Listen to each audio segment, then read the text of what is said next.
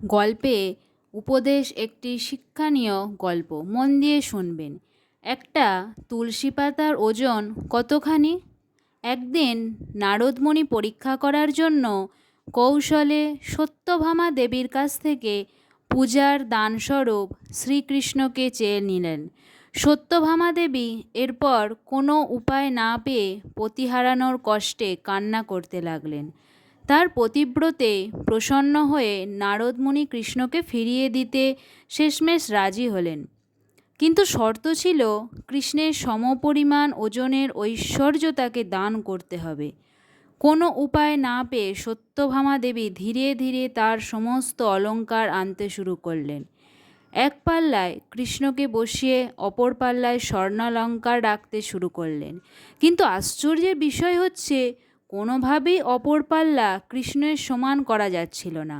শেষমেশ বাধ্য হয়ে সত্যভামা তার দেহের সমস্ত অলঙ্কার পর্যন্ত খুলে দিতে লাগলেন। কিন্তু হায় হায়, আর বুঝি প্রিয় কৃষ্ণকে ফিরে পাওয়া হলো না আমার। এই ভেবে পতিবিরহে হু হু করে কান্না করতে লাগলেন সত্যভামা। সত্যভামা ভুলে গিয়েছিলেন যে হাজার হাজার বছর তপস্যা করেও যাকে লাভ করা যায় না, তাকে এই নশ্বর ঐশ্বর্য দ্বারা কিভাবে লাভ করা সম্ভব। যাই হোক, শেষমেশ ভগবানের করুণায় রুক্মিণী দেবী শ্রীকৃষ্ণকে জয় করার মহাকৌশল শিখিয়ে দিলেন সত্যভামা দেবীকে।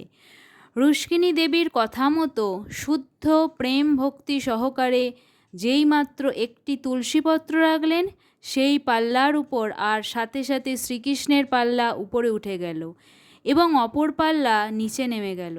শেষ পর্যন্ত ভক্তের ভালোবাসার কাছে ভগবান এভাবেই নিজেকে ধরা দিলেন এবং নারদ মুনি প্রসন্ন হয়ে ফিরে গেলেন।